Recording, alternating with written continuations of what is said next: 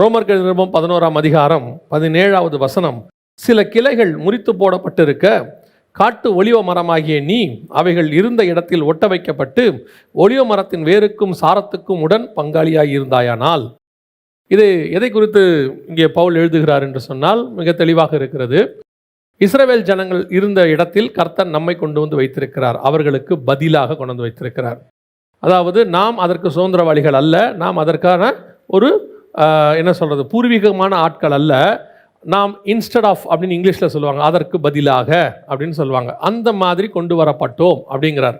இன்னும் கூட ஒரு தெளிவாக நீங்கள் வாசிச்சு கொள்ளுங்க. ரோமர்கள் நிருபம் 9ஆம் அதிகாரம் 4வது வசனத்தை வாசிங்க.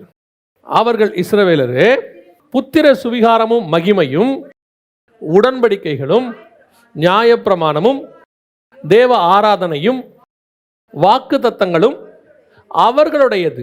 இது முழுக்க முழுக்க இஸ்ரவேலருக்குடையது. எது இப்போ நம்ம ஆராய்ச்சிட்டு இருக்க ஆராதனை, இப்போ நம்ம பார்க்குற இது எல்லாமே ஒரு காலத்தில் அவர்கள் வசம் இருந்தது. அவர்கள் தான் அதற்கு உடன் பங்காளிகளாக இருந்தார்கள். அவர்கள் அதை பெற்றுக்கொண்டார்கள்.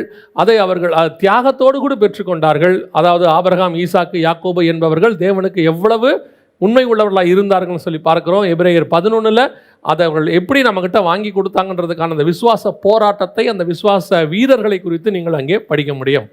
ஆனால் ஏதோ ஒரு சூழ்நிலையில் அவர்கள் கரத்திலிருந்து அது நம் கரத்துக்கு வந்து விட்டது. அவர்கள் அதை நீங்கள் இன்னும் ரோமர் நீங்கள் தெளிவாக வாசிங்க சொன்னால் கர்த்தரே அவர்களை கீழ்ப்படியாமைக்குள் போக பண்ணினார்னு இருக்குது. ஸோ அவர்கள் அந்த இடத்திற்கு நாம் வந்திருக்கிறோம். அதுதான் ரோமர் 11:17 சொல்கிறாரு, அதில் நாம் ஒட்ட வைக்கப்பட்ட காட்டு ஒலிவ மரமாக இருக்கிறோம். நாம் சுபாவத்துக்குரியவர்கள் அல்ல, நாம் அந்த தேவனால் தேர்ந்தெடுக்கப்பட்ட அந்த கூட்டத்துக்கு உரியவர்கள் அல்ல, ஆனாலும் கூட நம்மை கொண்டு வந்து அந்த இடத்துல வச்சிருக்கிறாரு அப்படின்னு சொல்கிறார். அப்போ தேவன் உங்களை என்னையும் அந்த இடத்துல கொண்டு வந்து வைத்ததற்கு கர்த்தருக்கு ஒரு முகாந்தரம் இருக்கிறது, கர்த்தருக்கு ஒரு நோக்கம் இருக்குது. அதாவது நீங்கள் ஒரு விஷயத்தை வேணான்ட்டு இன்னொரு விஷயத்தை எடுக்கிறீங்கன்னா அப்போ இந்த விஷயத்தில் ஏதோ ஒரு ஃபால்ட் இருக்குது, அது இந்த விஷயத்தில் இருக்கக்கூடாதுன்னு நீங்கள் விரும்புவீங்க இல்லையா? ஒரு பிராண்ட், ஒரு காரோ, ஒரு 2 வீலரோ அல்லது ஒரு ஃபேனோ ஏதோ ஒன்று வாங்குறீங்க, வாங்கி அது ஒரு இடத்துல ரிப்பேர் ஆகுது. அந்த ரிப்பேர் ஆகும்போது நீங்கள் என்ன சொல்லுவீங்கன்னா, அடுத்த ஃபேன் வாங்கும் போது இந்த மாதிரி ப்ராப்ளம் வராமல் பார்த்துக்கணுங்க, போன தடவை வாங்கி இதுதான் ப்ராப்ளமாக ஆகிப்போச்சு அப்படின்னு சொல்லுவோம். அப்போது எது அவரிடத்தில் ப்ராப்ளமாக இருந்தது, எந்த காரியங்கள் அவரிடத்தில் கர்த்தர் அவர்களை தள்ளுவதற்கு காரணமாக இருந்ததோ அந்த காரியத்தை நம்மிடத்திலிருந்து இருக்கக்கூடாது என்று கர்த்தர் எதிர்பார்க்கிறார். நான் சொல்கிறது உங்களுக்கு புரியுதா? ஒரு முறை ஒரு ஏசி வாங்க போன போது அந்த ஏசி வாங்குறவங்க கூட வந்திருந்தவர் சொன்னார், சார் அது வந்து பாருங்கள் உள்ள அலுமினியம் போட்டிருக்கக்கூடாது, காப்பர் போட்டிருக்கணும் அப்படின்னு சொன்னார். அப்போ ஏன் அப்படின்னு கேட்கும்போது, ஏற்கனவே அலுமினியம் உள்ளது வாங்கி தான் சார் சீக்கிரம் போயிடுச்சு, அலுமினியம் உள்ளது வாங்கினா சீக்கிரம் போயிடும், காப்பர் உள்ளது வாங்கணும், அப்போது அதில் இருக்கிற அந்த ஃபால்ட்டை இங்கே ரெக்டிஃபை பண்ண வேண்டும் என்று நாம் சொல்லுகிறோம். அதே மாதிரி தான் ஆண்டவர் சொல்கிறாரு, ஏற்கனவே உரிய அந்த ஒலிவ மரத்தில் ஏதோ ஒரு பிரச்சனை இருந்தது அவருக்கு, அதனால தான் அதை தள்ளிவிட்டு காட்டு ஒலிவ மரத்தை கொண்டு வந்தார், உங்களை என்னை அந்த இடத்துக்கு கொண்டு வந்திருக்கிறார். அப்போ அதில் இருந்ததான என்ன பிரச்சனை, எது அதில் ப்ராப்ளமாக இருந்ததோ அதில் இது இருக்கக்கூடாது என்று கர்த்தர் விரும்புகிறார். ஏன்னா அதுக்கு தானே கொண்டு வந்திருக்கிறேன், அப்போ அதில் இருக்கக்கூடாது என்று சொல்லி பார்க்கிறோம். அப்போது சில இடங்களிலே இதற்கான கம்பேரிசன், அதாவது இஸ்ரவேலுக்கும் புறஜாதியார் என்று சொல்லப்படுகிறார். நான் அதை புறஜாதியார் என்று ஒத்துக்கொள்கிறதில்லை. நாம் தேவ ஜனங்கள், தேவனுடைய பிள்ளைகளாக இருக்கும் என்று அழைக்கப்பட்டிருக்கிறோம். அவர்களுக்கும் நமக்கும் இருக்கிறது தான் டிஃபரன்ஸ். எது அவர்களுக்கு அந்த இடத்தை இழக்க வைத்தது, அந்த இடத்துக்கு எது நம்மை கொண்டு வந்தது, அப்போ அந்த தவறை நாம் செய்யாதவர்களாக காணப்பட வேண்டும். அதை தான் நாம் இன்னைக்கு பார்க்க போகிறோம். முதலாவதாக வாசிங்க, லூக்கா எழுதின சுவிசேஷம் 13ஆம் அதிகாரம் 6வது வசனத்தை வாசிங்க.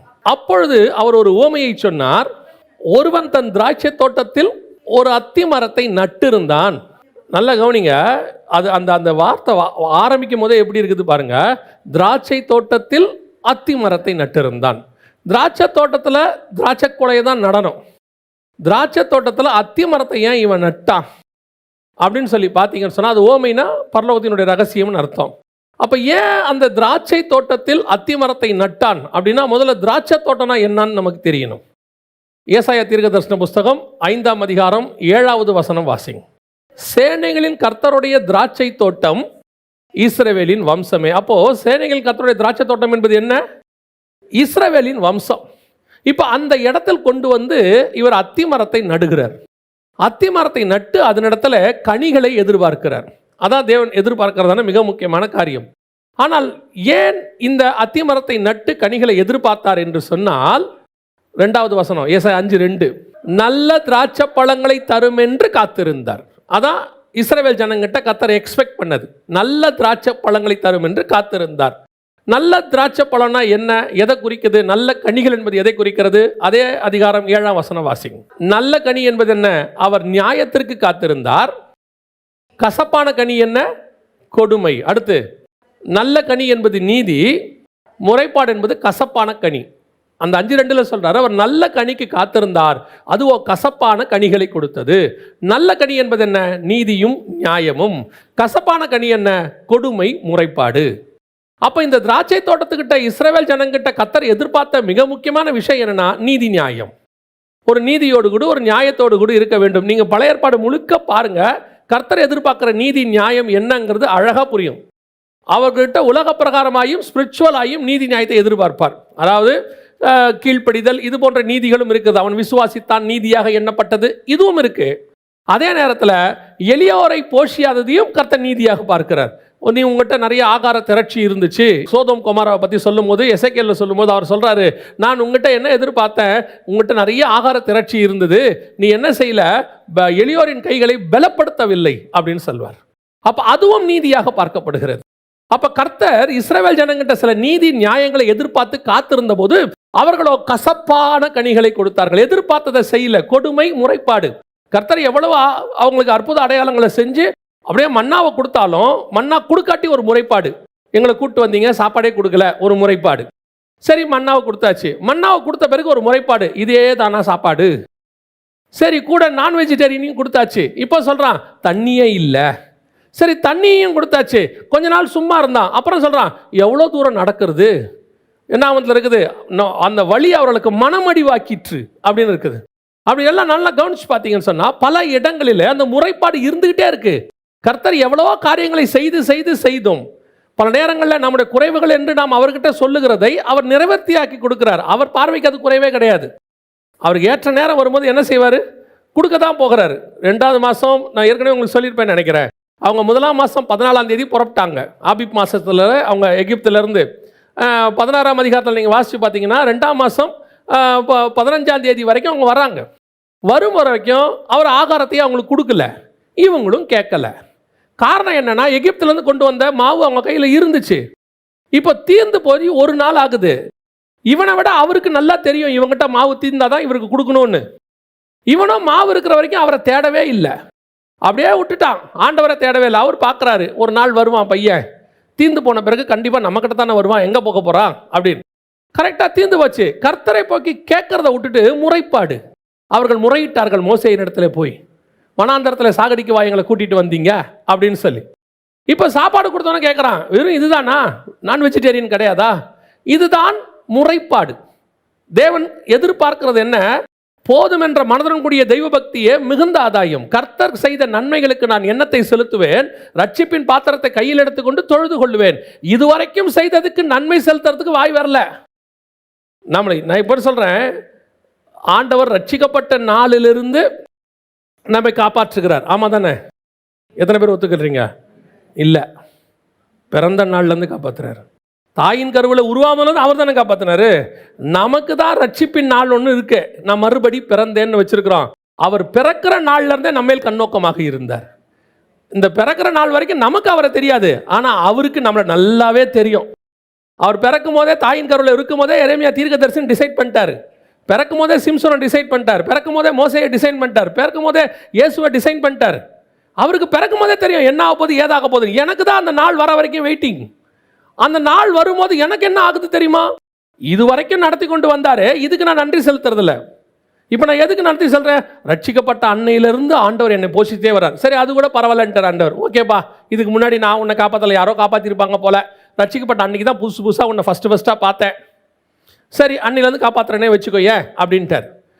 அப்போவும் நம்ம பாருங்க, ரட்சிக்கப்பட்ட அன்னையிலேருந்து ஒரு 2 வருஷம் 5 வருஷம் 10 வருஷம் அவர் தான் நடத்திக்கிட்டு வர்றாரு எல்லா நாளும்.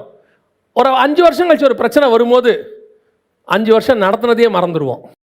எப்படி நடத்தி கொண்டு வந்தாருங்கிறது மறந்துடுவோம். சில நேரங்களில் கர்த்தர் பெருசாக செஞ்சாதான் நமக்கு தெரியுது இல்லையா? கர்த்தர் மரித்தோரை உயிரோடு எழுப்பினார், பெருசாக தெரியுது. குஷ்டரோகியை சுகமாக்கினார், பெருசாக தெரியுது. நல்லா கவனிச்சு பாருங்க. இதெல்லாம் விட என்ன தெரியுமா, டெய்லி நிமிஷம் நிமிஷம் கர்த்தர் நம்மை நடத்தி கொண்டு தான் இருக்கிறார். ஏன்னா நம்மளை சுற்றி பிசாசு எவனை விழுங்கலாமோ என்று வகை தேடி சுற்றி திரிகிறான். ஒரு நிமிஷம் மட்டும் கர்த்தர் கை எடுத்தார்னு வச்சுக்கோங்க, இந்நேரம் தூள் தூளாக போயிருப்போம். நம்மெல்லாம் இருந்த இடமே காணாமல் போயிருக்கோம். அப்போ அந்த அளவுக்கு கர்த்தர் என்ன செஞ்சு வச்சிருக்கிறாரு? ஒவ்வொரு நாளும் பொக்கிஷமாக பாதுகாத்து இருக்கிறாரு.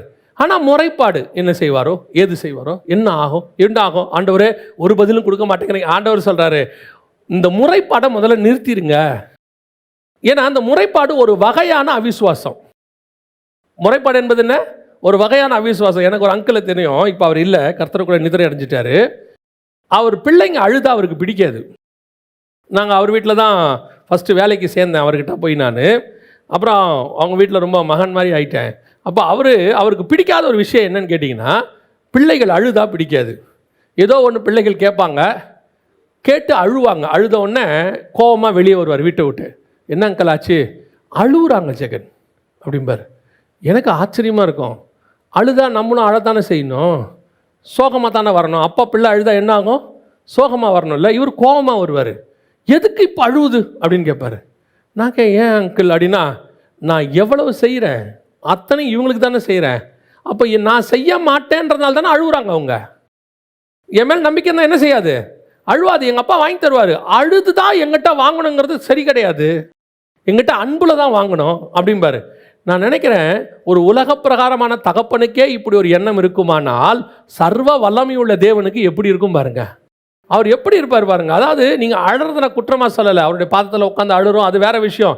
சிலர் அழுதுகிட்டே இருக்கும். ஆண்டவர் பாருங்க, அந்த முறைப்பாடு கர்த்தருக்கு என்ன செய்யலையாமா? பிடிக்கவே இல்லை. அதை விட அடுத்து ஆண்டவர் சொல்றார், கொடுமை. கசப்பான கனியில் இன்னொன்று என்ன? கொடுமை. இந்த கொடுமையான காரியங்கள் கர்த்தருக்கு உங்களுக்கு தெரியும் நினைக்கிறேன். இப்போ நான் பார்த்துக்கிட்டே இருக்கிறேன் நிறைய காரியங்கள். நீங்கள் கொடுமைனா என்ன நினைக்கிறீங்க அப்படின்னு கேட்டால், நோவா காலத்தில் வசனம் சொல்லும், பூமியானது கொடுமையினால் நிறைந்திருந்தது அப்படின்னு இருக்கும். இந்த கொடுமைனா என்ன அப்படின்னு கேட்கும்போது, அந்த பாவம் இந்த பாவம், தாய் தன் பிள்ளையை கொலை பண்ணுறது, அதெல்லாம் இருக்குது இல்லைங்களா? அதெல்லாம் ஒரு வகையான கொடுமை. அதை விட மோசமான கொடுமை ஸ்பிரிச்சுவலி இருக்குது. ஆண்டவர் நரகத்துக்கே அனுப்புகிற விஷயமா என்ன சொல்கிறாருன்னா, ஒருத்தர் சாப்பாடு இல்லாத போது நீ சாப்பாடு கொடுக்காமல் இருக்கிற, ட்ரெஸ் இல்லாத போது ட்ரெஸ்ஸு கொடுக்காமல் இருக்கிற, நான் கஷ்டத்தில் இருந்தேன், நீ என்னை விசாரிக்கல, எப்போன்னு கேட்குறாரு. அவன் கேட்குறாங்க எப்போ அப்படின்னா, எப்போ ஒரு தரித்திரனுக்கு நீ அதை செய்யலையோ அது எனக்கே செய்யலைன்ட்டார். இன்றைக்கி கிறிஸ்தவம் என்பதே சர்வீஸ். கிறிஸ்தவம் என்பதே ஒரு விதமான சர்வீஸ். நம்ம அப்படியே பழக்கப்பட்டு அப்படி தான் வந்திருக்கிறோம். இன்றைக்கி இங்கே சர்வீஸ் மைண்டே போயிடுச்சு. அதனால தான் கர்த்தர் என்ன பண்ணிட்டாராம், அவர்களை ரிமூவ் பண்ணிட்டாராம். அவங்களை என்ன பண்ணிட்டாராம், அந்த இடத்துல ரிமூவ் பண்ணிவிட்டு அவங்க வேலியெல்லாம் எடுத்து போட்டாருன்னு ஏசாயால. அதற்கு பதிலாக லூக்கா 13 சொல்லுது, திராட்சை தோட்டத்தில் கொண்டு வந்து எதை நட்டான்? அத்தி மரத்தை நட்டான். உங்களை என்னையும் அந்த ஸ்தானத்தில் கர்த்தர் கொண்டு வைத்திருக்கிறார். அந்த ஒலிவ மரத்தில் காட்டு ஒலிவ மரம் ஒட்ட வைக்கப்பட்டது. அவர்களுக்குரியதான அந்த ஆசீர்வாதத்துக்குள் நம்மளை கொண்டு வந்தார். ஆனால் இங்கே இப்போ என்ன பிரச்சனை? 13ஆம் அதிகாரம் 7ஆம் வசனம் லூக்கா. அத்தி மரத்தை நட்டிருந்தான், அவன் கனியை தேடின போது ஒன்றும் காணவில்லை. அதுக்கு இதுக்கு என்ன தெரியுமா வித்தியாசம்? இஸ்ரவேல் ஜனங்களுக்கும் இதுக்கும், திராட்சை தோட்டமாவது கசப்பான பழம்னு ஒன்று கொடுத்துச்சு, இது கனியே குடிக்கல. இது என்ன இல்லை? கனியே கொடுக்கல, ஒன்றுமே இல்லை. இதுகிட்ட ஒரு விஷயத்தையும் காண முடியலையாமா. அந்த அளவுக்கு நீங்கள் அப்படியே எடுத்து பாருங்க. வெளிப்படுத்தின விசேஷத்தில் 7 சபை இருக்கும், எபேசிலிருந்து லவோதிக்கேயா வரைக்கும். இந்த 7 சபையும் எதற்குரியதான காலகட்டங்கள் அப்படின்னு பார்த்தீங்கன்னா 7 காலகட்டங்கள். அதாவது இயேசு கிறிஸ்து பரமேறி போனதுலேருந்து சபை எடுத்துக்கொள்ளப்படுகிற வரைக்கும் உள்ள 7 காலகட்டங்கள். இந்த 7 காலகட்டங்களில் 5 சபை, நல்லா தெரிஞ்சுங்க, 5 சபை குறை உள்ளது, 2 சபை குறையே இல்லாதது. அதில் ஒரே ஒரு சபை மட்டும் ஒரு நன்மையும் இல்லாதது. மிச்ச எல்லா சபைக்கிட்டையும் நன்மை இருக்கும்.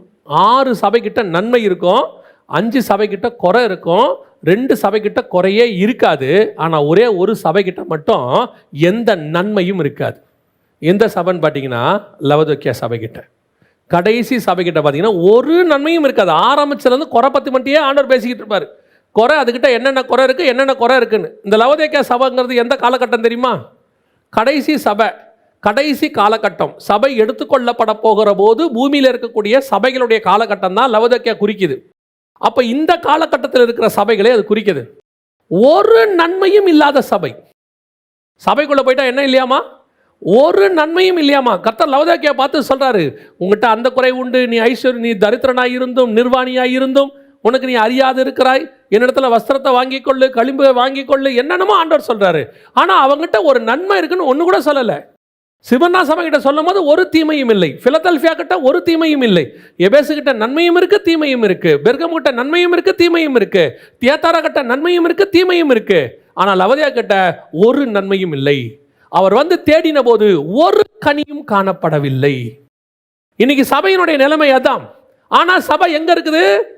ஆவியானவருடைய உபதேசத்துக்கு உள்ள இருக்கு. ஆவியானவர் சபைகளுக்கு சொல்லுகிறதை காதுள்ளவன் கேட்க கடவன். இப்ப அத்திமரம் எங்க இருக்கு? திராட்சை தோட்டத்துக்கு உள்ள இருக்கு. எங்க இருக்கு? பிரமாணத்துக்கு உள்ள இருக்கு. எங்க இருக்கு? தேவனுடைய வாக்குத்தத்தத்துக்கு உள்ள இருக்கு. ஆனால் எங்கே கனி? எங்கே கனி? கர்த்தர் தேடுகிற கனி எங்கே? வந்து பார்க்கிறார், எருசலேமுக்குள்ள நுழையும் போது அத்திமரத்துக்கிட்ட ஆண்டவர் அது அப்படியே தேடி பார்க்கிறார். தேடி பார்த்தா ஒரு கனியும் காணப்படவில்லை, ஒன்று கூட இல்லையா. உடனே சுயநீதி வெளிப்படுது நிறைய பேருக்கு. அதுதான் கனி கொடுக்கிற காலம் இல்லைங்களே. எப்படி கனி கொடுக்கும்? கனி கொடுக்க முடியாத காலத்தில் கனி கொடுக்க முடியுமா முடியாதா? என்ன நினைக்கிறீங்க நீங்க? முடியாது இல்லையா? கரெக்ட் தானே? முடியாது தானே? ஆதியாகமத்தின் புஸ்தகம் 6ஆம் அதிகாரத்தை வாசித்து பாருங்கள். பூமியானது கொடுமையினால் நிறைந்திருந்தது, சீர்கேடாக இருந்தது, மாம்சமான யாவரும் தங்கள் வழிகளை கெடுத்துக் கொண்டிருந்தார்கள். அப்படித்தானே இருக்குது? மாம்சமான யாவரும் 100%, 100%, 100% கனி கொடுக்க முடியாத காலம். ஆனால் வசனம் சொல்லுது 6ஆம் அதிகாரத்தில் 9வது வசனம், நோவாவின் வம்ச வரலாறு. நோவா தன் காலத்தில் இருந்தவங்களாம் எப்படி இருந்தாங்க? தங்கள் வழிகளை கெடுத்து கொண்டவர்கள். 100% இருந்தவர்களுக்குள்ளே நீதிமானும் உத்தமனுமாய் தேவனோடு கூட. ஏன் கனி கொடுக்க முடியாத காலத்தில் கனி கொடுக்க முடியாது? இப்போ பழி என்ன? ஊர் மேலே பழி, உலகத்தின் மேலே பழி, டிவி மேலே பழி, இன்டர்நெட் மேலே பழி. அது சரியில்லை, இது சரியில்லை. நல்லா தெரிஞ்சுக்கொள்ளுங்க, கர்த்தருக்கு சித்தமானவன் எங்கே செய்வான் அவருடைய சித்தத்தை? பாபிலோனிலும் அவருடைய சித்தத்தை செய்வான். நீங்க பாபிலோனுக்குள்ள உட்கார வச்சாலும் தீட்டானதை சாப்பிட மாட்டேன்னு ஒருத்தன் உட்காந்துருப்பான். பாபிலோனுக்குள்ள உட்கார வச்சாலும் இந்த சிலையை வணங்க மாட்டேன்னு ஒரு 3 பேர் உட்காந்துருப்பான். அவனால முடியும். கர்த்தர் ஒரு மனுஷனை நியமிச்சிட்டாரு, அபிஷேகிச்சிட்டாருன்னா எப்பேற்பட்டதான சீர்கெட்ட பூமிக்குள்ள அவங்க ஒருத்தன் மாத்திரம் உண்மை உள்ளவனாய் காணப்பட முடியும். அதுதான் கனி கொடுக்க முடியாத காலத்தில் கனி கொடுக்கிற அனுபவம். நாசரேத்துக்குள்ள இயேசுவால இருக்க முடிஞ்சுச்சா? இல்லையா? முடிஞ்சு தானே? நாசரேத்திலிருந்து நன்மை தோன்றுமோன்னு ஒருத்தன் கேட்கிறான். நன்மை இல்லடா, உலகத்தையே மீட்கிற மீட்பு தோன்றும்.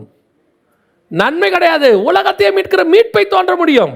ஏன் உங்களுடைய சுற்றி இருக்கிற சர்க்கம்ஸ்டன்ஸு, என்வாயர்மெண்ட்டு, நான் இருந்த சூழ்நிலை எல்லாம் என்ன சூழ்நிலை இருந்திய? எல்லாருமே அப்படிப்பட்ட ஒரு சூழ்நிலையிலேருந்து தான் வந்திருக்கோம். இங்கே யாருமே நல்ல சூழ்நிலையிலேருந்துலாம் வரல.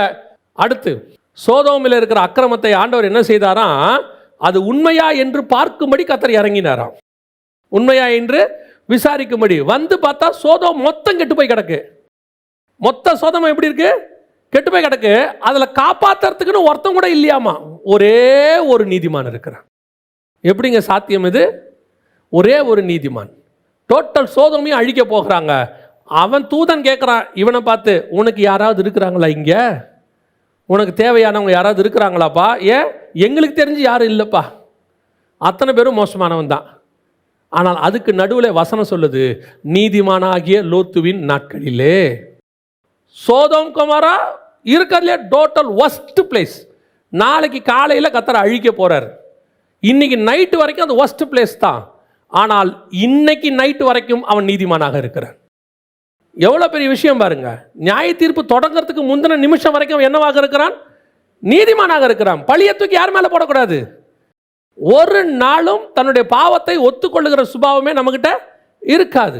யார் மேலேயாவது பழி, ஏன்பா பாவம் செஞ்ச? நான் செய்யலிங்க, அதான் காரணம், அவங்களால தான் செஞ்சேன், இவங்களால தான் செஞ்சேன், அதால தான் விழுந்த, அவங்களால தான் இப்படியான. யாராலையும் கிடையாது. யாரும் உங்களை வீழ்த்தவும் முடியாது, நீங்கள் விழுந்தால் ஒழிய. ஏன்னா உங்களுக்குள்ள இருக்கிற தேவன் அப்படிப்பட்டவர். தேவன் வல்லமை உள்ள தேவன். அதுதான் இங்கே ஆண்டவர் எதிர்பார்க்கிறார். கனி கொடுக்க முடியாத காலத்தில் கனி கொடுக்கிற ஒருத்தனை கர்த்தர் எதிர்பார்க்கிறார். ஆண்டவர் அந்த ஆட்களாக, அந்த அத்தி உள்ள மரமாக உங்களையும் என்னையும் கர்த்தர் எதிர்பார்க்கிறார். ஆனால் இந்த அத்தி மரம் எப்படி இருக்குதாமா? கனியே இல்லையாமா, ஒரு கனி கூட இல்லையாமா. இப்போ எப்படி இருக்கும் பாருங்களேன் அவருக்கு. அது பரவாயில்லைங்க, ஏதோ ஒரு பழத்தையாவது கொடுத்துச்சு, இது ஒன்றுத்துக்கும் வேஸ்ட்டு. சில நேரத்தில் ஊரில் சொல்லுவாங்க, ஒரு பழமொழி சொல்லுவாங்க, உங்கள் பையனில் எந்த பையன் நல்ல பையன் அப்படின்னா, இந்த குடிசைக்கு தீ வச்சுக்கிட்டு இருக்கிறான் பாருங்க, அவன் தான் இருக்கிறதுலே நல்ல பையன்பாங்க. இருக்கிறதுலே நல்ல பையன் குடிசைக்கு தீ வைக்கிறான், அப்போது மோசமான பையன் எப்படி இருப்பான் பாருங்க. அந்த வகையிலேயாவது ஏதோ ஒரு நல்ல பையன் சொல்கிறதுக்கு ஒரு சான்ஸாக நம்ம சொல்கிறோம்ல, நல்ல கல்லன், அந்த மாதிரி கூட இதில் வாய்ப்பு இல்லையாமா, ஒரு வாய்ப்பு இல்லையாமா, ஒரு கனி கூட இல்லை. அப்போ உங்களை என்னையும் பார்க்கும்போது ஆண்டவர் எப்படி நினைப்பார்?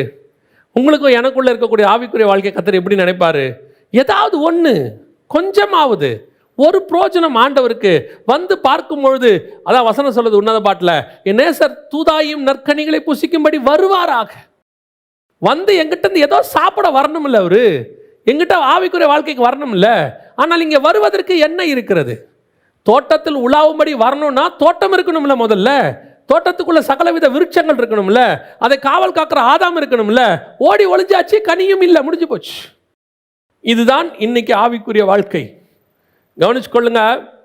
உங்ககிட்ட எது இருக்குன்னு கர்த்தர் பார்க்க போறாருன்னா, பணம் இருக்கா, படிப்பு இருக்கா, பதவி இருக்கா, புகழ் இருக்கா, இதெல்லாம் கர்த்தர் பார்க்க போறதே இல்லை. கர்த்தர் எதிர்பார்க்க போறது கனி இருக்கான்னு எதிர்பார்க்க போகிறார். உங்ககிட்ட அவர் எதிர்பார்க்கிற ஒரு கனியாவது இருக்கா? ஒன்னே ஒன்று. அதனால தான் பைபிள் சொல்லுது, ஆவியின் கனியோ. கலாத்தியருக்கு எழுதும்போது ஒரு கனி தான். நம்ம தான் அது ஆவியின் கனிகள் 9ன்னுலாம் சொல்லிட்டோம்ல, அங்கே 9லாம் இல்லை, ஒன்று தான். ஆவியின் கனியோ ஒரே ஒன்று. அந்த ஒரு கனி இருந்தால் போதும் என்று கர்த்தர் எக்ஸ்பெக்ட் பண்ணுறார். இன்னைக்கு சபை மாற்று இடத்திற்கு வந்திருக்கிறது. இன்னொருத்தருடைய தோட்டத்துக்குள் நாம் நாட்டப்பட்டிருக்கிறோம். இப்போ யோசித்து பாருங்க, கசப்பான கனி கொடுத்தவனையே தூக்கி போட்டு நம்மளை கொண்டாந்தாரு, கனியே கொடுக்காத நம்ம என்ன பண்ணுவாராம், தூக்கி போட்டு இன்னொருத்தனை கொண்டு வருவார் சொல்லலை, வெட்டுண்டு அக்கினியில் போடப்படும். அப்படித்தானே இருக்குது, வெட்டுண்டு அக்கினியில் போடப்படும். நியாய தீர்ப்புக்கே போயிடுமாமா. எக்ஸ்பெக்ட் பண்ணுற கனி கொடுக்காவிட்டால் நியாய தீர்ப்பு. அந்த தேவ பயம் தான் ரொம்ப இம்பார்ட்டன்ட். ஏதோ ஒரு கனி, ஏதாவது ஒரு விஷயத்தில். சில ஆட்களை போய் பாருங்கள், அவங்க பிஸ்னஸில் இருப்பாங்க, இல்லை ஏதோ ஒரு வேலையில் இருப்பாங்க, பட் அவங்கக்கிட்ட கர்த்தர் எதிர்பார்க்குற ஒரு நீதி ஒன்று காணப்படும். அவங்கக்கிட்ட உட்காந்து பேசும்போது அந்த ஆவியின் கனியில் 9 ஏதோ ஒன்று இருக்கும். அந்த கனிக்குள்ள அந்த 9 காரியம் சொல்கிறார்ல, அன்பு, நீடிய பொறுமை, சாந்தம், ஏதோ ஒன்று இருக்கும். அது கர்த்தருக்கு பிரயோஜனமாக இருக்கும். அதை கர்த்தர் பார்த்து தான் அவங்கள ஆசீர்வச்சிக்கிட்டே வருவார். ஒன்றுமே இல்லாத ஒரு குரூப் என்ன ஆகும்? கையில் பைபிள் இருக்கிறதுனாலையோ ஆலயத்துக்குள் உட்கார்ந்து இருக்கிறதுனாலையோ மாத்திரம் நாம் கனி உள்ளவர்கள் என்ற அர்த்தம் அல்ல. கர்த்தர் தேடுகிற கனி எனக்குள் காணப்படுகிறதா என்பது தான் முக்கியம். ஃபர்ஸ்ட் பாயிண்ட், திராட்சை தோட்டத்தில் அத்தி மரத்தை கர்த்தர் நட்டார்.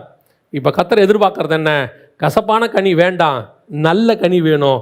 ஆனால் கனி கொடுக்காத மரமும் வேண்டாம். எனக்கு மரம் வேணும், ஆனால் கனி கொடுக்கிற மரம் வேண்டும். 2வது வாசிங்க, எபிரேயருக்கு நிருபம் 7ஆம் அதிகாரம் 11வது வசனம் வாசி. அல்லாமலும் இஸ்ரவேல் ஜனங்கள் லேவி கோத்திர ஆசாரிய முறைமைக்குட்பட்டிருந்தல்லவோ நியாய பிரமாணத்தை பெற்றார்கள். அந்த ஆசாரிய முறைமையினாலே பூரணப்படுதல் உண்டாயிருக்குமானால் ஆரோனுடைய முறைமையின்படி அழைக்கப்படாமல் மெல்கிசேதேக்கினுடைய முறைமையின்படி அழைக்கப்பட்ட வேறொரு ஆசாரியர் எழும்ப வேண்டுவதென்ன? அவர் என்ன சொல்ல வர்றாருன்னா, ஆரோனின் முறைமையின்படி நியாய பிரமாணத்தினால சில காரியங்களை இஸ்ரவேலுக்கு ஆண்டவர் கொடுத்தாரு. ஆனால் அந்த முறைமையினால் பூரணப்படுதல் உண்டாகவில்லை. என்ன வரல? பூரணப்படுதல் உண்டாகவில்லை. கர்த்தரை எக்ஸ்பெக்ட் பண்ணதான ஒரு ஃபுல்ஃபில்மெண்ட் அதில் கிடைக்கல. அதனால கர்த்தர் என்ன பண்ணாரா, வேறொரு முறைமை, மெல்கிசேதேக்கு என்கிறதான வேறொரு ஆசாரிய முறைமை. இன்னும் கொஞ்சம் எளிதாக உங்களுக்கு சொல்கிறேன்.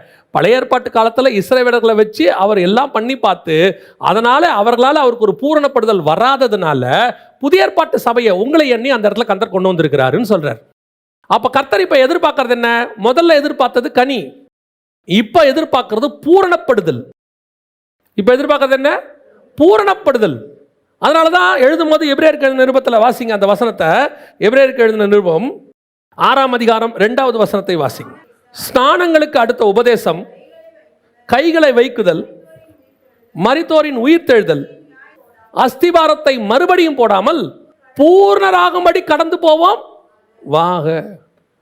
இப்போ திருப்பி திருப்பி பைபிள் என்ன சொல்லுதுன்னா, வந்தேன், ரட்சிக்கப்பட்டேன், ஞானஸ்நானம் எடுத்தேன், அபிஷேகம் பெற்றேன், சபையில் மெம்பராக இருக்கேன், அப்புறம் அவ்வளோதான், வேற என்ன இருக்குது?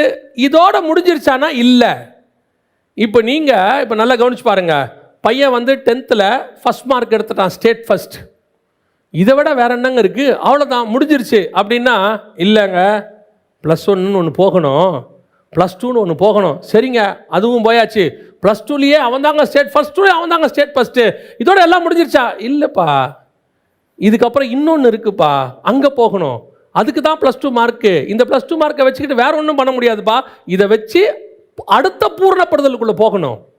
காலேஜ் போயாச்சு, செமஸ்டர் பாஸ் பண்ணியாச்சு, எல்லாம் பண்ணியாச்சு, அப்பாடா படித்து முடிச்சாச்சு, எல்லாம் ஓகே. இல்லைப்பா, இந்த காலேஜ் எதுக்கு படித்து முடிச்ச தெரியுமா? இதை வச்சுக்கிட்டு இதை விட அடுத்த வேலை என்கிற பூரணப்படுதலுக்குள்ளே போகணும்.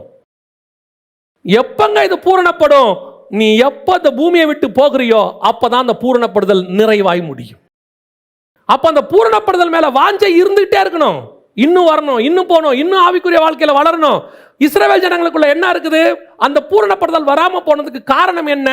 அவனுக்கு 7 பண்டிகை இருக்குது, சடங்காச்சாரம் இருக்கு, தசமாக காணிக்கை இருக்குது, பலி இருக்குது, செலுத்தி முடிச்சாச்சு, வேலை முடிஞ்சிச்சு, அவ்வளோதான். அப்புறம் என்னப்பா? அவனுக்கு பூரணப்படுதல் கிடையாது, பாவத்தில் பூர்ணமாகுதல் இல்லை.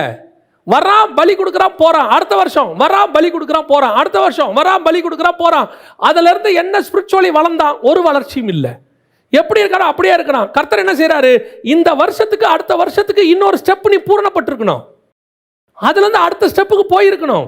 இப்படி ஃபுல்ஃபில்மெண்ட் ஆகி மொத்தமா ஒரு பூரணப்படுதல் உண்டாகும். அதைத்தான் கர்த்தர் எதிர்பார்க்கிறார். இன்னைக்கு அந்த பூரணப்படுதலுக்காக தான் கர்த்தர் என்ன பண்ணியிருக்கிறாராம்? அவன் முறைமையில் அது கிடைக்காதுன்றதுனால நம்ம முறைமைக்கு கொண்டாந்துருக்கிறார். ஆரோன் முறைமையில் கிடைக்காதுன்றதுனால இயேசு கிறிஸ்துவின் முறைமைக்குள்ள கொண்டாந்துருக்கிறார். இப்போ நீங்கள் நான் அந்த பூரணப்படுதலுக்குள்ள போகிறோமா? ஆசை இருக்குதா? நமக்கும் அந்த ஆசை கிடையாது. இப்போ அவனை மாதிரியே தான். அவன் ஆசாரிப்பு கூட்டத்துக்கு வருவான், பலி செலுத்துவான், தசமாங்காணிக்கு கொடுத்துருவான், இதோட போயிட்டு அடுத்த வருஷம் வருவான். அவன் அடுத்த வருஷம் வருவான், நீங்கள் அடுத்த வாரம் வருவீங்க, அவ்வளோதான். பலருக்கு இந்த பூரணப்படுதல் அப்படிங்கிற இடத்துக்கு போகிறதுக்கு இஷ்டமே இல்லை. ஏன் பூரணப்படுதல் பண்ணணும் தெரியுமா? அதான் ஏன் அந்த இஷ்டம் இல்லை தெரியுமா? தங்கத்தை ஃபஸ்ட்டு எடுத்த உடனே நீங்கள் ஆர்னமெண்ட்டாக செஞ்சு பெஸ்ட்டாக செய்யணும்னா முதல்ல அதை நெருப்பில் போடணும், டைக்குள்ளே போடணும், அப்புறம் பாலிஷ் பண்ணணும், அப்புறம் அதை ஏற்ற மாதிரி வணையணும், சில கொஞ்சம் தட்டணும். இவ்வளோ செஞ்சால் தான் என்னவாகும்? பூரணப்பட்டு நம்ம கேட்குற மாதிரி இருக்கும். நீங்கள் போய் கார் வாங்குறீங்க ஷோரூமில், போய் பார்த்தோன்னே கார் அழகாக இருக்குங்கிறீங்களே, அதுக்கு முன்னாடி இந்த கார் வாங்கின அடின்னு ஒன்று இருக்குல்ல, இந்த டோருக்கு தண்ணி அடிக்க கொடுத்துருப்பாங்க, எல்லாத்தையும் அடித்து நெட்டு போட்டு போல்ட்டு போட்டு உருக்கி அப்படியே டிங்கரிங் ஒர்க்லாம் பார்த்து வெல்டு பண்ணி அதை பண்ணி மேலே பெயிண்ட்டை போட்டு சொரண்டி கிரண்டி எல்லாம் பண்ணி வந்து அது எப்படி நிற்கும் பார்த்தீங்கன்னா பக்காவாக நிற்கும் ஷோரூமில். இப்போ எப்படி இருக்குது? நீங்கள் வாங்கும் போது என்ன எதிர்பார்க்குறீங்க? அந்த காரில் 4 டோரில் 3 டோர் பெயிண்ட் பண்ணியாச்சு, ஒன்று தான் பண்ணலை, இப்போ எடுத்துகிட்டு போங்க, அடுத்த வாரம் வந்து வாங்கிக்கலான்னு நீங்கள் ஒத்துப்பீங்களா? நான் வாங்கும் போது கார் எப்படி இருக்கணும்? பர்ஃபெக்டாக இருக்கணும். அப்போது வாங்கும் போது நம்ம ஒரு பூரணப்படுதலை எதிர்பார்க்கிறோம் இல்லை, அந்த பூரணப்படுதலை உங்களை பரலோகத்துக்கு கொண்டு போகும்போது கர்த்தர் எதிர்பார்க்கிறார். இன்னும் ஷைன் ஆகணும், இன்னும் நான் வந்து எனக்குள்ள இருக்கிற களிம்புகளை நீக்கணும், எங்கெங்கெல்லாம் குறை இருக்குதுன்னு பார்க்கணும். எந்த ஒரு பொருளுமே விற்கிறதுக்கு முன்னாடி குவாலிட்டி கண்ட்ரோல்னு சொல்லுவாங்க, செக் பண்ணுவாங்க, குவாலிட்டி செக் அப்படின்னு ஒன்று சொல்லுவாங்க. அந்த குவாலிட்டி செக் பண்ணி அவர் ஒரு என்ன கொடுக்கணும்? என்ஓசி கொடுக்கணும், நோ அப்ஜெக்ஷன், பர்ஃபெக்டாக இருக்குது அப்படின்னு சொல்லி. அந்த பர்ஃபெக்ஷனை பரிசுத்த ஆவியானவர் கொடுத்தால் மட்டுமே நீங்களும் நானும் பரலோகத்துக்குள் போக முடியும். பூரணப்படுதல் உண்டாகுதல் சிந்தனையிலேருந்து, பேச்சிலேருந்து, பார்வையிலேருந்து, செய்கையிலேருந்து, நடக்கையிலேருந்து எல்லாத்துலேயும் இருக்கணும். பூரணப்படுதல் வெரி இம்பார்ட்டன்ட். அது இல்லைன்னு தான் இஸ்ரவேலை 2000 வருஷம் தள்ளி போட்டார். 2000 வருஷம் தள்ளி போட்ட இஸ்ரவேலுக்கு பதிலாக நீங்களும் நானும் மெல்கிசேதேக்கின் முறைமையின்படி கொண்டு வரப்பட்டிருக்கிறோம். மிக முக்கியமான இடத்துக்கு கொண்டு வந்து கர்த்தர் உங்களை என்ன எதுக்கு வச்சிருக்கிறார் தெரியுமா? பூரணப்படுதலுக்காக. அறவேக்காடு, கால்வேக்காடெல்லாம் போகாது. யோசித்து பாருங்க, வாசிங்க அந்த வசனத்தை. எபிரேயர் நிருபம் 11ஆம் அதிகாரம் 39வது வசனத்தை வாசிங்க. எபிரேயர் 11:39. இவர்கள் எல்லாரும் யார்? எல்லாரும் 3வது வசனத்தில் ஆபேல் ஆரம்பிக்குது. 32வது வசனத்தில் பின்னும் என்ன சொல்லுவேன், சிம்சோன், எப்தா, பாராக், தாவீது, சாமுவேல் என்பவர்களை குறித்தும் தீர்க்கதரிசிகளை குறித்தும் விவரம் சொல்ல வேண்டுமானால் காலம் போதாது. ஆபேல் ஆரம்பிச்சு பழைய ஏற்பாட்டை தீர்க்கதரிசி மல்கியா வரைக்கும் எல்லாரையும் கொண்டு வந்துட்டு சொல்றாரு 39ல், இவர்கள் எல்லாரும் விசுவாசத்தினாலே நற்சாட்சி பெற்றிருந்தும் வாக்குத்தத்தம் பண்ணப்பட்டதை ஏன்பா அடையல? ஏன் அவங்க அடையல? அங்க ஆபிரகாம் இருக்காரு, அதுல ஈசாக்கு இருக்காரு, யாக்கோபு இருக்காரு, மோசே இருக்கிறாரு, தாவீது இருக்கிறாரு, அத்தனை பேரும் அதுல இருக்காங்க. இவர்கள் எல்லாரும் விசுவாசத்தினாலே நற்சாட்சி பெற்றும், விசுவாசத்தினாலே நற்சாட்சி பெற்றும், அதாவது இவங்கெல்லாம் திட்டு வாங்கினவங்க கிடையாது, இவங்கெல்லாம் சாட்சி வாங்கினவங்க. என் பிரியமான புருஷனாகிய தானியேலே, நீதிமானாகிய ஆபிரகாம், தீர்க்கதரிசி ஆகிய ஆபிரகாம், பூமியில் சாந்த குணம் உள்ள மோசே, இருதயத்துக்கு ஏற்ற தாவீது, கர்த்தருடைய சத்தத்தை கேட்ட சாமுவேல், அத்தனை பேரும் சாட்சி வாங்கினவன். இவர்கள் எல்லாரும் விசுவாசத்தினாலே நற்சாட்சி பெற்றும் வாக்குத்தத்தம் பண்ணப்பட்டதை அடையாமல் போனார்கள். ஏன் தெரியுமா? அவர்கள் நம்மை அல்லாமல் பூரணராகாதபடிக்கு. அப்ப பூரணமாகுதல் உங்க கையிலையும் என் கையிலையும் தான் கொடுக்கப்பட்டிருக்கிறது. அப்ப நீங்கள் நானும் பூரணமாகாம எப்படி போவோம் அந்த இடத்துக்கு? அதை பத்தி நான் கவலையாவது இருக்குதா? சில அப்பாக்களுக்கு அந்த பூரணப்படுதல் 100 எடுத்தாதான் என்னது, அப்படியே ஒரு நம்ம பரலோக தகப்பன் அப்படித்தான். ஏன் தெரியுமா? அவர் அப்படி, அவர் தான் அப்படின்னு பார்த்தா அந்த பவுலும் அப்படி. நம்ம சொல்ல முடியாதுல்ல, யாரும் அப்படி இருக்க முடியாதுன்னு. அந்த பையன் நான் இருந்துட்டேன்ட்டு போயிட்டான். எது கேட்டாலும் இப்போ திருப்பி நம்மள என்ன சொல்றாரு? பவுல் இருந்தாமில்ல, எலியா நம்மை போல பாடுள்ள மனுஷன் நான் இருந்தும் இல்ல, ஆபிரகாம் நம்மை போலத்தானே, அத்தனை மேகம் போல திரளான சாட்சியை கொண்டு வந்து நிறுத்திவிட்டு 12ஆம் அதிகாரத்தில் எழுதி வேற கொடுத்துறாரு, இத்தனை மேகம் போல திரளான சாட்சிகள் நம்மை சூழ்ந்திருக்க. அப்படித்தானே இருக்கு. அதுக்கு என்ன அர்த்தம் தெரியுமா? டே உன்னால முடியாதுன்னு சொல்லாத, இத்தனை பய செஞ்சிருக்காங்கிறாரு. நம்ம சொல்லுவோம்ல, யாராலுங்க இதெல்லாம் முடியும்? அதெல்லாம் பைபிள். ஆண்டவர் சொல்லிட்டாரு, இவ்வளவு பேர் எழுதி கொடுத்துருக்கேன் பாரு, இவ்வளவு பேரும் நற்சாட்சி பெற்றிருந்தும் வாக்குத்தத்தம் பண்ணப்பட்டதை பெறல, நீ பூரணப்பட்டதான் தம்பி, அது உனக்கு கிடைக்கும்ட்டு போயிட்டாரு. நீங்க முடியாது, ஆவாது, நடக்காது, வாய்ப்பு இல்லை, அப்படிலாம் சான்ஸே இல்லைன்னா சொல்ல முடியாது. சொன்னீங்கன்னா எபிரேயர் 11ஆம் அதிகாரத்தை சொல்லிட்டு சொல்லுவாரு, இத்தனை போல மிக போல திரளான சாட்சிகள் நம்மை சூழ்ந்திருக்க. அப்ப கர்த்தர் எக்ஸ்பெக்ட் பண்றது என்ன? பூரணப்படுதல், ஃபுல்ஃபில்மெண்ட். பழைய ஏற்பாட்டு பரிசுத்தவான்கள் விசுவாசத்துல நீதிமானாக இருந்தானா ஆபிரகாம், அவன் பூரணப்படலையா. அப்ப நம்ம விசுவாசம் எப்படி இருக்கணும் பாருங்க, நம்ம விசுவாசம் எப்படிப்பட்டதாக காணப்படணும் பாருங்க. மோசே முகமுகமாய் தரிசித்தானாமா, சாந்த குணம் உள்ளவனாமா, அவன் பூரணப்படலையாமா, நீங்கள் நானும் பூரணப்படுத்தணுமா. அப்ப நம்ம சாந்த குணம் எப்படி இருக்கும் இல்லையா? தாவீது என் சித்தப்படியெல்லாம் செய்வான். தாவீது எப்படி செய்வானா? அவருடைய சித்தத்தை எல்லாம் செய்வானாமா, அவன் பூரணப்படலையாமா. அப்ப நம்ம எப்படி சித்தம் செய்யணும்? இப்போ நாம் என்ன நினச்சிட்டு இருக்கிறோம்? எப்படி இருந்தாலும் பரலோகத்துக்கு போயிடுவோம். அப்போ பைபிள் என்ன சொல்லுது? பூரணப்படுதல் இல்லாமல் போக முடியாதுன்னு சொல்லுது. பல நேரங்களில் நாம் பைபிளை அண்டர் எஸ்டிமேட் பண்ணிகிட்டு இருக்கிறோம், பரலோகத்தை அண்டர் எஸ்டிமேட் பண்ணுறோம். ஈஸியாக போயிடலாம், ஈஸியாக போயிடலாம். அதுக்கு என்ன சொல்லிட்டாங்கன்னா, புறஜாதியாக இருக்குன்னு சொல்லி வச்சுட்டான். பாவம், அவங்களுக்கு தெரியல, தான தர்மம் பண்ணால் பரலோகத்துக்கு போயிடலாம், தாய் தகப்பனுக்கு வந்து எதாவது செஞ்சால் பரலோகத்துக்கு போயிடலாம், அதை பண்ணால் போயிடலாம், இதை போயிடலாம். கிரியையினாலே பரலோகத்துக்கு போகிறது ஒன்று இருக்குல்ல, அதே மாதிரி இங்கேயும் சொல்லி வச்சுட்டாங்க. தசமாங்க கொடுத்தா போயிடலாம், மிஷினரிக்கு கொடுத்தா போயிடலாம், அவங்களுக்கு கொடுத்தா போயிடலாம். இவங்களுக்கெல்லாம் கொடுத்தா உங்களுக்கு பலன் மிகுதியாகி இருக்கும், ஆனால் போனாதான் இருக்கும். போவதற்கு பூரணப்பட்டாதான் போக முடியும். போறவனுக்கு இந்த பலன் இருக்கும். போவீங்களா? இதான் கேள்வி இன்னைக்கு. மிக முக்கியமாக முதலாவதாக அவர்கள் அந்த ஆசாரியத்துவத்தை பூரணப்படுதல் உண்டாகவில்லை என்றுதான் இயேசுவின் ரத்தத்தாலே புதிய பூரணப்படுதலை கொண்டு வந்து கர்த்தர் நம்ம கையில் கொடுத்து வச்சிருக்கிறார். நீங்கள் அந்த இடத்தை அட்டைன் பண்ணுறவங்களா இருக்கிறோமா? சுற்றி பழி போடாதீங்க. அதனால் இதனால் அவங்களால இவங்களால இதனால தான் வீழ்ந்தேன், இதுதான் எனக்கு யாரும் யாருக்கு காரணம் இல்லை. நீங்கள் நினச்சா சிம்சோன் எதுக்கு அந்த பக்கமாக போனாராம்? செத்து போன சிங்கத்தை பார்க்கும்படி வழி விலகி போனான். சிங்கம் இருக்கா இல்லையான்னு பார்க்க போனாராம்மா. இன்னைக்கு நாம நினைச்சா பாவத்தை ஜெயிக்க முடியும். நினைச்சா என்ன செய்யலாம்? பாவத்தை ஜெயிக்கலாம். தாவீது கிட்ட ஒரு பலவான் இருந்தானாமா. அவன் காலையிலேருந்து நைட் வரைக்கும் சண்டை போட்டானாமா. சண்டை போட்டோன்னா அவனுடைய கத்தி என்ன செஞ்சிருச்சான்? கையோட ஒத்திக்கிச்சான். என்னன்னு கேட்டால், சண்டை போட்டு போட்டு ரத்தம் உறைஞ்சி கையும் ரத்தமும் என்ன ஆயிடுச்சு? ஒன்றாயிருச்சா. அந்த மாதிரி ஃபோன் ஒட்டிக்கிச்சா? ஏன் செல்ஃபோனை சுவிட்ச் ஆஃப் பண்ண முடியாதா? ஏன் செல்ஃபோனை வச்சுட்டு போக முடியாதா? பழியை தூக்கி யார் மேலேயோ போடுறது, எது மேலேயோ போடுறது, கூட இருக்கிறவங்க மேலே போடுறது உங்கள் வீழ்ச்சிக்கு யாரும் காரணம் அல்ல. கர்த்தருக்கு சித்தமானால் நீங்களே உங்களை ஜெயிப்பதற்கு கர்த்தர் அந்த பலனை உங்களுக்குள் கொடுத்திருக்கிறார். ஆவியானவர் அதற்கு போதுமானவராக இருக்கிறார். அல்லேலூயா. கடைசியாக வாசிங்கள், எஸ்தரின் புஸ்தகம் 2ஆம் அதிகாரம் 4வது வசனம் வாசிங்க.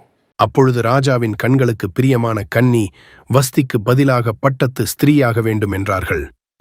வஸ்திக்கு பதிலாக ஸ்திரீயாக வேண்டும் என்றார்கள். அதோடைய அர்த்தம் என்னன்னா, இந்த வஸ்தி யாரு?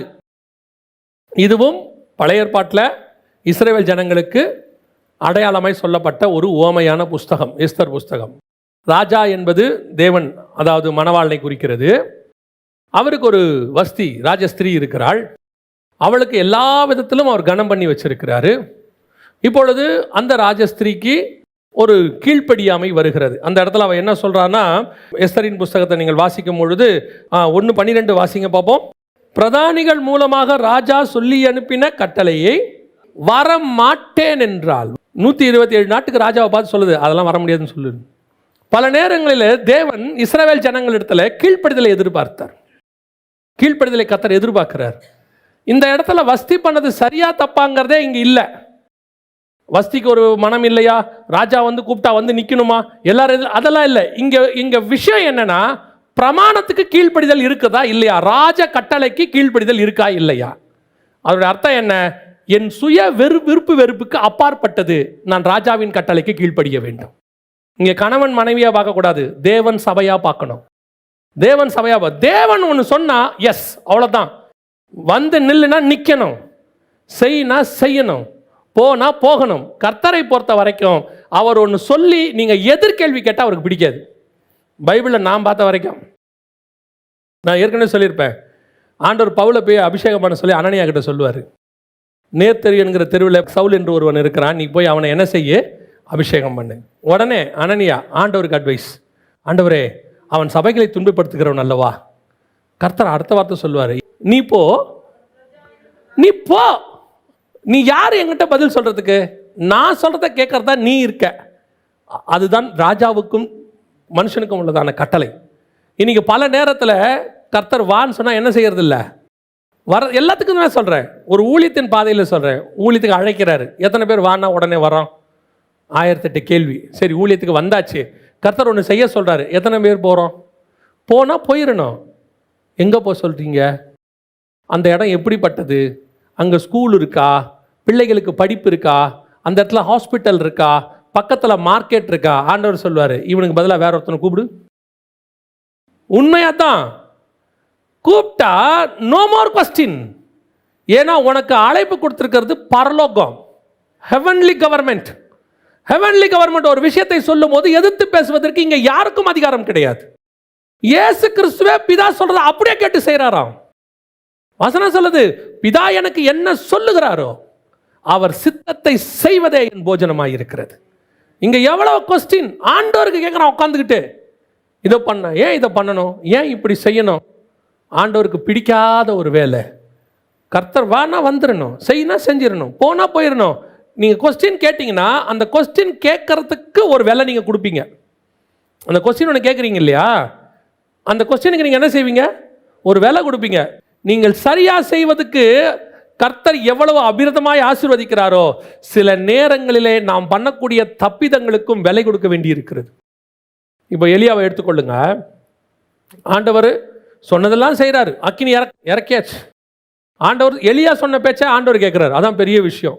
என் வாக்கின்படி அன்றி பனியும் மழையும் பெய்யாது என்று கர்த்தருக்கு முன்பாக நிற்கிற நான் சொல்லுகிறேன். அப்படின்னா என்ன அர்த்தம்னா, இது கர்த்தர் சொல்லலை.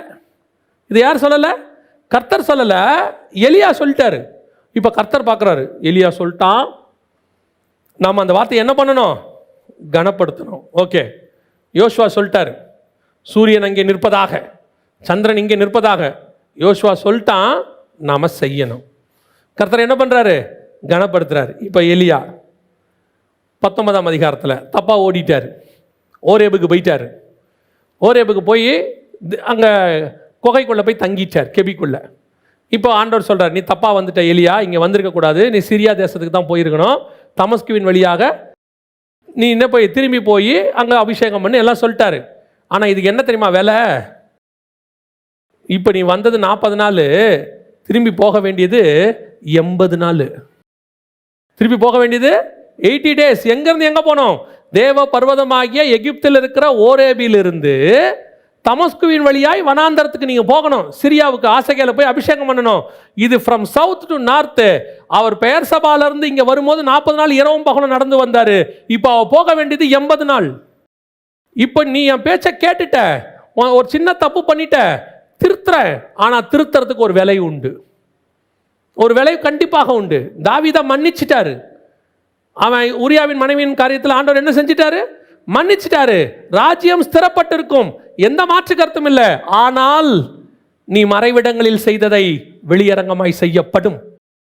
நீ உரியாவை எப்படி கொலை பண்ணியோ அதே மாதிரி ஓ மகனை அதே யோவாவை வச்சு போர்ல வச்சு நான் கொல்லுவேன். அப்சலோம் நடந்துச்சு. எப்படி நீ உரியாவுக்கிட்ட சொல்லி அமிச்சு யோவாவை வச்சு கொன்னல்ல, இப்ப அதே யோவாவை வச்சு அப்சலோமை கொன்னாச்சு. விலை உண்டு, புதிய ஏற்பாட்டிலும் விலை உண்டு. கர்த்தர் கிருபை உள்ளவர், ஆனால் நீதிமானுக்கு சரி கட்டப்படுகிறது. செய்யும் போது ரொம்ப கேர்ஃபுல்லாக இருக்கணும். ஏன் தெரியுமா? நான் வஸ்திக்கு பதிலாக கொண்டு வரப்பட்டவன். எனக்கு பிரமாணம் இல்லை, கிருபை இருக்கு, சுயாதீன பிரமாணம். ஆனால் பிரமாணம் என்பதற்காக இப்ப யோசிச்சு பாருங்க. ஒரு தடவைக்கு 5 தடவை பேதுரு முதல் தடவை கூப்பிட்டாரு, அந்திரேயாவை விட்டு வந்தாரு, போயிட்டாரு. திருப்பி 2வது தடவை கடற்கரை ஓரத்தில் போய் கூப்பிட்டு வர்றாரு. லூக்கா 5ல் 2 போட்டு நிறைய மீன் கொடுத்து கூப்பிடுறாரு, வந்தாரு. 3வது தடவை போயிட்டாரு. எங்க போயிட்டாரு? மீன் மறுதளிச்சுட்டு போயிட்டாரு. இப்ப திருப்பி கூப்பிட்டு அனுப்புறாரு. யாரை வர சொல்லுங்க? பேதுருவை வர சொல்லுங்க. வந்துட்டாரு. 4வது தடவை இயேசு மரித்த உடனே மீன் பிடிக்க போகிறேன், போயிட்டாரு. 4வது தடவை. 4 தடவை வர்றது போறது வர்றது போறது வர்றது போறது. கர்த்தர் 5வது தடவை பார்த்தாரு. இப்போ அவனை பார்த்து ஒரு வார்த்தை சொன்னாரு, என் நாடுகளை மேய்ப்பாயாக. ஆண்டவரே, நீங்க நான் ஃபர்ஸ்ட் கூப்பிடும் போது மீன் பிடிக்கிறவன் உன்ன மனுஷனை பிடிக்கிறவன் தானே சொன்னீங்க. அது ஃபர்ஸ்ட் கூப்பிடும் போது 4 தடவை வந்து வந்து வந்து போயிட்ட பாரு. இந்த மீன் பிடிக்கிற மனுஷன் பிடிக்கிற வேலையை நான் யார்கிட்ட கொடுத்துட்டேன்? பவுல்கிட்ட கொடுத்துட்டேன். என்ன சொல்றீங்க? இந்த கல்லின் மேல் என் சபையை கட்டுவேன்னு சொன்னேன், நீ கட்டலை, விட்டாச்சு.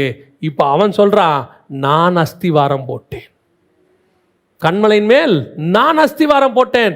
உனக்கு ஒரு விலை உண்டு. கர்த்தர் உன்னை அழைச்ச அழைப்பு அப்படி. செய்ய சொல்றத செய்யணும், விடுனா விடணும், வானா வானம், நிக்கனா நிக்கணும். ஏன்? சர்வ வல்லமை உள்ள தேவன். இப்போ யோசிச்சு பாருங்க. வஸ்திய வான்னு சொன்ன உடனே அந்த அம்மா வர மாட்டேன்னு சொல்லிச்சு. இங்க பாருங்க, வாசிங்க, முடிக்கலாம். எஸ்தரின் புஸ்தகம் 2ஆம் அதிகாரம் 14வது வசனத்தை வாசிங்க. ராஜா தன்னை விரும்பி பேர் சொல்லி அழைப்பித்தாள் ஒழிய அவள் ஒருபோதும் ராஜாவினிடத்தில். வஸ்திக்கு என்ன? கூப்பிட்டா வரணும். இங்க கூப்பிட்டா தான் வரணும். வஸ்திக்கு கூப்பிட்ட உடனே வரணும், இங்க கூப்பிட்டா மட்டும்தான் வரணும். என்ன கட்டளை பாருங்க. அப்ப நான் என்ன பண்ணணும்? ரெடியா இருக்கணும். எப்படி இருக்கணும்? அலங்காரம் பண்ணி இருக்கணும். எப்படி இருக்கணும்? சுத்திகரிப்பு இருக்கணும். எப்போ வேணாலும் ரெடியா இருக்கணும். ராஜா கூப்பிட்டார்னா போயிட்டே இருக்கணும். அவ கூப்பிட்டா வரல, நீ காத்து இருக்கணும். இதோட அர்த்தம் என்ன தெரியுமா? அங்கே 5ஆம் அதிகாரத்தில் உன்னத பாட்டில், இதோ நான் வாசப்படியில் நின்று கதவை தட்டுகிறேன். ஆண்டவர் தட்டுறாரு, என் புறாவே கதவை திற. இப்போ வஸ்தி சொல்றா, உள்ள படுத்துக்கிட்டு, என் வஸ்திரத்தை கலைந்தேன், எப்படி அதை திரும்பி உடுப்பேன்? வஸ்தி பேசிக்கிட்டு இருக்கா, வர முடியாது, திறக்க முடியாது. இப்போ அதுக்கு பதிலாக எஸ்தரை கூட்டு வந்தாச்சு. இப்போ எஸ்தர்கிட்ட எக்ஸ்பெக்ட் பண்ணது என்ன தெரியுமா? வெளிப்படுத்தல் 22:17, ஆவியும் மனவாட்டியும் வா என்பார்களாக. வெளிப்படுத்தல் 21:2 வாசிங்க பார்ப்போம். பரிசுத்த நகரத்தை இறங்கி வர கண்டேன், தன் புருஷனுக்காக அலங்கரிக்கப்பட்ட மனவாட்டியை போல ஆயத்தமாக்க ரெட்டியா நிக்குது. எப்ப கூப்பிட்டாலும் போயிடுவேன். அவ வஸ்தி படுத்தாச்சு, முடிச்சாச்சு, பேச்சு வர முடியாது, நோ சான்ஸ். இங்கே அப்படி இல்லை. கூப்பிட்டா உடனே, அழைப்பித்த உடனே, இந்த இந்த இதோ இப்போ. ஏன் தெரியுமா? உங்களுக்கு எனக்கும் இருக்கிறது ஒரு நிமிஷம், ஒரு இமை பொழுது. கூப்பிட்ட உடனே பறந்து புறா போல் சிறகடித்து ஓட வேண்டிய நேரம் அது. அதுதான் கர்த்தர் உங்களுக்கு எனக்கு நியமிச்சது. எக்ஸ்பெக்டேஷன் என்ன? வர முடியாதுன்னு சொல்றதுக்கு உங்களுக்கு எனக்கு எந்த அதிகாரமும் இல்லை. காத்திருக்கணும். ராஜா அழைத்தாள் ஒழிய எப்போ கூப்பிடுவார், எப்போ கூப்பிடுவார், எப்போ கூப்பிடுவாருன்னு காத்துக்கிட்டே இருக்கணும். எக்காலம் எப்போ தொனிக்கும், கடைசி நிமிஷம் எப்போ வரும், என் புறாவே, என் உத்தமியே வான்னு சொன்ன உடனே புறப்பட்டு போயிட்டே இருக்கணும். You must be ready for each and every time. இன்னைக்கு என்ன இருக்குது? இங்கே வஸ்திகள் தான் நிறையா. ஆண்டவர் எதை சொன்னாலும் அதுக்கு ஒரு எதிர்ப்பு வார்த்தை, ஆண்டவர் எதை சொன்னாலும் அதுக்கு ஒரு அகைன்ஸ்ட். இதை செய்யாத செய்யறது, பழம் சாப்பிடாத சாப்பிடுறது, மாடு வச்சுக்காத எல்லாத்தையும் அடிக்கிறது, வச்சுக்கிறது மாடை கொண்டு போயிட்டு, அந்த பட்டணத்துலேருந்து ஒன்றையும் எடுக்காத துணியை கொண்டு போய் எடுத்து வச்சுக்கிறது. எதை சொல்கிறாரோ அதை பறிச்சுக்கூடாது. இதை செய்யாதுன்னா அதை செய்யக்கூடாது, அவ்வளோதான். உன்னை இந்த இடத்துக்கு போகாதனா போகக்கூடாது. கர்த்தர் சொன்னாரா அப்படியே 100%. கர்த்தர் எதிர்பார்க்கிறது எஸ்தரை, வஸ்தியை அல்ல. உங்களை என்னையும் வஸ்திக்கு பதிலாக கர்த்தர் கொண்டு வந்திருக்கிறார். உங்களை என்னையும் கீழ்ப்படியாமல் போன இஸ்ரவேலுக்கு பதிலாக கீழ்ப்படிதலுக்குள்ளே கொண்டு வந்திருக்கிறார். அவர்களை கீழ்ப்படியாமக்குள் போக பண்ணினார்னு இருக்கு. அப்போ நீங்கள் நானும் எவ்வளோ கீழ்ப்படிதலுக்குள்ளே வரணும், எவ்வளோ தூரம் காத்திருக்கணும். நம்ம செகண்ட் சான்ஸில் உள்ளே வந்திருக்கிறோம். ஆண்டவர் சொல்லுவாரான்னு காத்துக்கிட்டு இருக்கணும். அதான் அழகாக சொல்லிக் கொடுப்பான் ஏலி சாமுவேலுக்கு, சொல்லும் கர்த்தாவே அடியேன் கேட்கிறேன். ரெடி ஆண்டவரே சொல்லுங்க, இப்போ ரெடியாக இருக்கிறேன். அதான் ஆவியும் மனவாட்டியும் வா என்பார். ரெட்டியாக நிற்கிறோம், ஆயத்தமாக்கப்பட்டிருக்கோம். அந்த இடத்துல சபை இருக்குதா? சபை இன்னும் வஸ்தியாகவே கிடக்கு. ஆனால் நல்லா இருக்குது, கிராண்டாக இருக்குது. ஒன்றும் அதெல்லாம் குறைச்சே இல்லை. சபைக்கு வரும்போது எங்களுக்கு ஒரு ஆசீர்வாதத்துக்கு ஒரு குறையும் இல்லை. ஆனால் கர்த்தரை கூப்பிட்டா வர முடியாது, உபவாசத்துக்கு கூப்பிட்டா வர முடியாது. எதுக்கு எடுத்தாலும் ஒரு ஸ்பெஷல் மீட்டிங், ரொம்ப வேலை இருக்குது, வர முடியாது. இப்படி எல்லாத்துக்கும் வர முடியாது. வருது, வர முடியாது. என்ன சொன்னீங்க, என்ன கேட்டீங்க, அது போயிடுச்சு.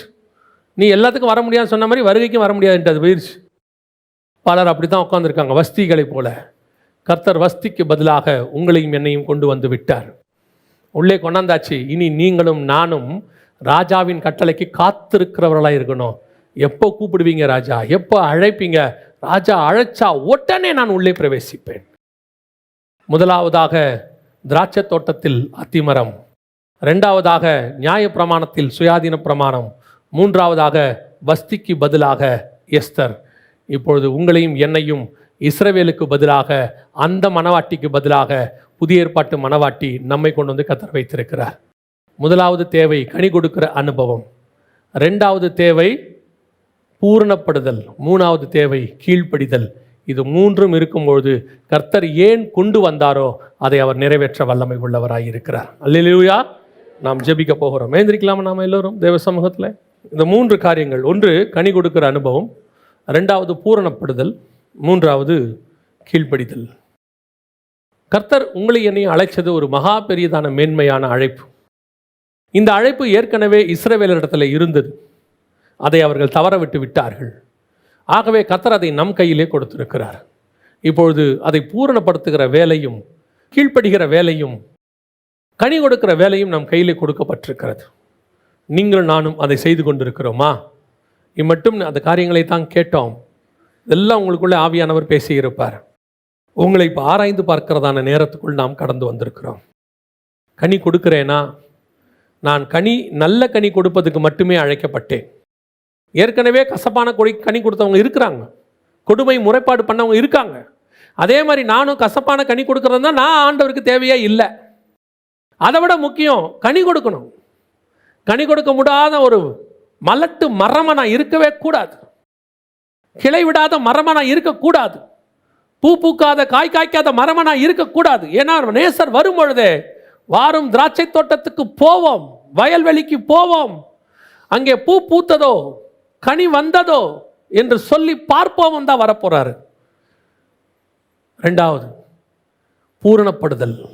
அது ஒரு வாஞ்சை, அது ஒரு விருப்பம். நான் இன்னும் ஆகணும், இன்னும் வரணும்.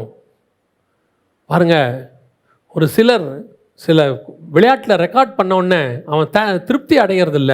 இன்னும் ரெக்கார்ட் பண்ணணும், இன்னும் அடுத்த லெவலுக்கு போகணும், அவனுக்கு ஒரு விருப்பம் இருக்கு. நாம் ஆவிக்குரிய வாழ்க்கையில் அப்படி ஒரு பூரணப்படுதல் மேலே ஒரு விருப்பம் வரணும். நான் பரிசுத்தத்தில் இன்னும் பூரணமாகணும், விசுவாசத்தில் இன்னும் பூரணமாகணும், நித்திய ஜீவனை சுதந்தரிப்பதுக்கு நான் பூரணப்படுதலுக்குள்ளே போகணும், அந்த எண்ணம் வரணும். கடைசியாக கீழ்ப்படிதல், 100% கீழ்ப்படிதல். எப்படி இயேசு கிறிஸ்து சிலுவையின் முடிவு பரியந்தம் தன்னை தாழ்த்தினாரோ, பிதாவின் வார்த்தையில் ஒன்றை கூட அவர் தவற விடவில்லை. ஒன்றுக்கு கூட அவர் கீழ்ப்படியாமல் போகல. அதே மாதிரி நீங்களும் நானும் அப்படி இருக்கணும். ஒப்பு கொடுப்போமா தேவ சமூகத்தில்? நாம் ஒருத்தருக்கு பதிலாக உள்ளே வந்திருக்கிறோம். திராட்சை செடிக்கு பதிலாக அத்திமரமாக நாம் வந்திருக்கிறோம். நியாயப்பிரமாணத்துக்கு பதிலாக சுயாதீன பிரமாணத்தின் அடையாளமாய் நாம் வந்திருக்கிறோம். வஸ்திக்கு பதிலாக எஸ்தராக நாம் வந்திருக்கிறோம். நாம் அந்த இடத்தில் நிலை நிற்கிறவர்களாய் காணப்பட வேண்டும். இல்லைன்னா நமக்கு பதிலாக கர்த்தர் வேற ஒன்றை கொண்டாந்துருவார். ஒப்பு கொடுப்போமா தேவ சமூகத்தில்? சர்வ வல்லமை உள்ள எங்கள் தகப்பனே, இந்த நாளுக்காக உமக்கு நன்றி. காலையிலிருந்து இம்மட்டுமாய் நீ நடத்தி கொண்டு வந்த பாதைகளுக்காய் ஸ்தோத்திரம். இப்பொழுதும் ஆண்டவரே, நாங்கள் கேட்டபடி பூரணப்படுதலுக்குள்ளே கடந்து போகவும் நித்திய ஜீவனை சுதந்திரிக்கவும் கீழ்ப்படிதலோடு கூட ஆண்டவரே நாங்கள் முடிவு பரியந்தம் இருக்கவும் கர்த்தர் எங்களுக்கு கிருபை பாராட்டுவீராக. எங்கள் வாழ்க்கை கனி கொடுக்கிற வாழ்க்கையை மாற கிருபைதான். எங்கள் ஆண்டவர் இயேசு கிறிஸ்துவின் நாமத்திலே ஒப்பு கொடுத்து ஜெபிக்கிறோம் ஜீவனுள்ள நல்ல பிதாவே.